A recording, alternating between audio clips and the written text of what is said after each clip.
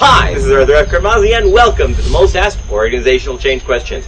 Today's question is, how does the directive communication culture change process work?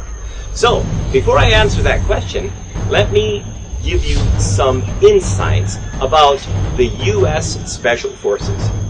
Now, you may have seen some TV or movies or something like that, and your perspective is that they basically go out and blow stuff up. Well, let me give you something else that they do. They do what is called force multiplication.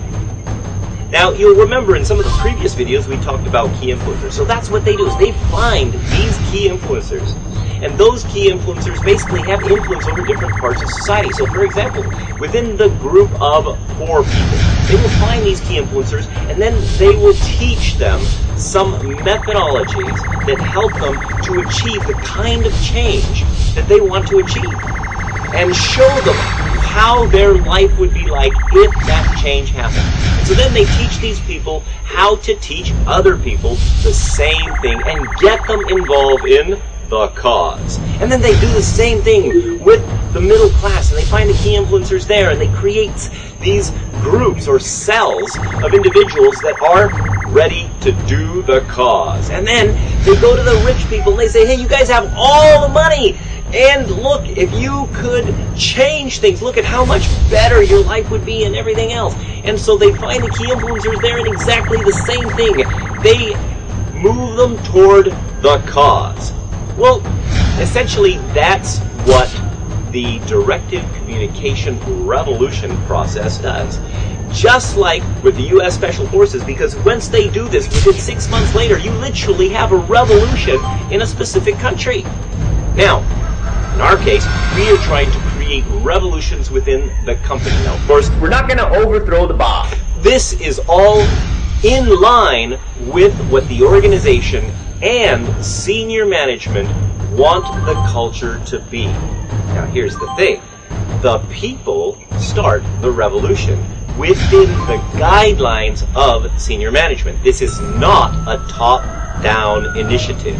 This is an initiative that is structured by the top, or guided, if you will, but it is definitely a bottom-up initiative.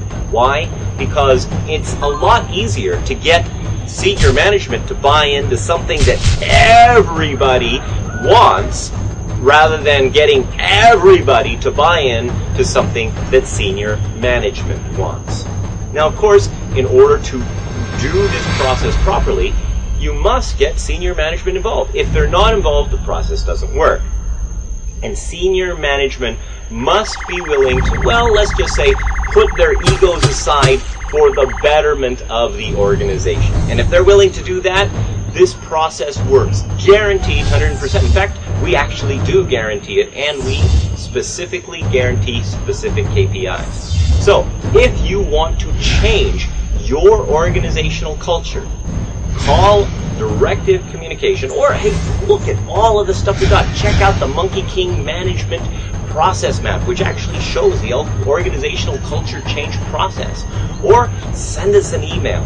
Okay, and all that stuff is down here. You can send us an email at info@directivecommunication.com. We will send you all the stuff on how we can literally specifically cultivate a sculptured organizational culture in your organization. This is Arthur F. Carmazzi wishing you great success.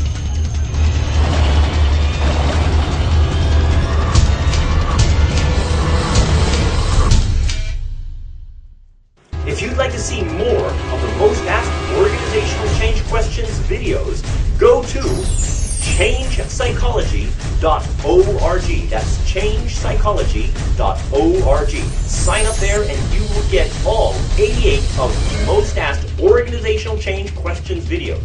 And if you have a burning question about organizational change, go ahead and contact me personally at arthur@carmazzi.net. That's arthur@carmazzi.net.